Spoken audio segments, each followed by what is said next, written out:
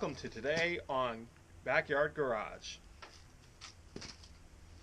I've got my ham radio here, and basically I had a 20 amp connector here, but this is broken, and it also is duplicating. There is actually a fuse in here. So, given that I have the same fuse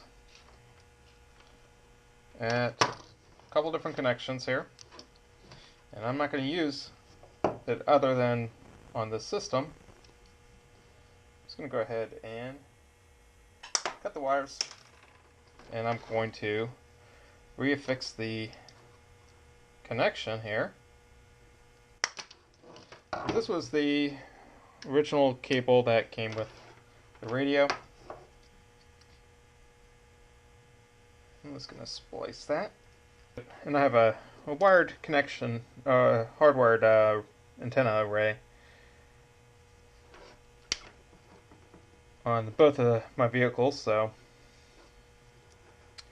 basically I just connect this in, and I just use a quick BNC connector right here to be able to go and connect it. Now typically when I do these connections, I mean, you can do it a lot of different ways. What I've been doing lately, because this seems to be a lot more reliable in the long term, is I go and I twist it and braid it like that. I get some solder. Take a little bit of flux, place it on there, and I'm just using a water soluble flux, as you can see there, and just got some electronic solder, and this is non-lead. Well, I guess this has got a little bit of lead in it. I just noticed it here on the, and I've been having my soldering iron warming up, so yep, nice and hot. See if we can go ahead and get this to warm up. Okay, make sure it gets up to temperature.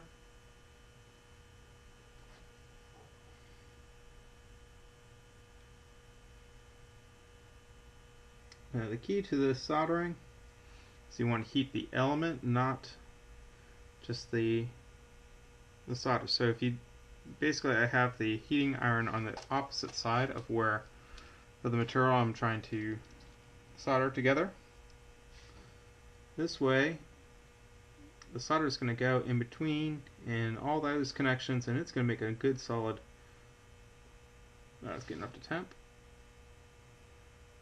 This way you're really just using the iron to be able to go and get the target area hot enough so the solder will adhere to it.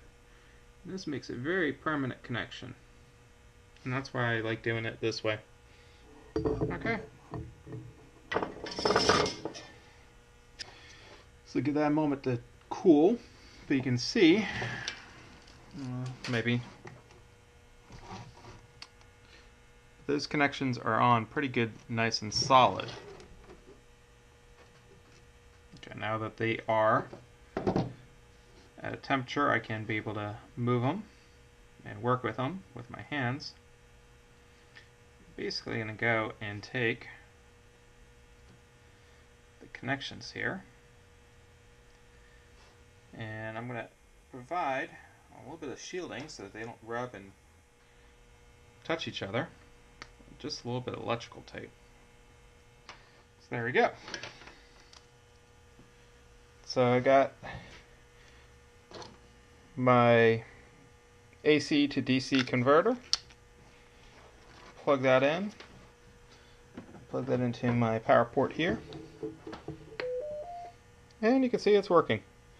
So, I'm not going to do too much more with that since I don't actually have an antenna array. But that's all I really want to do. And that's just a quick little video on doing some basic electronic work.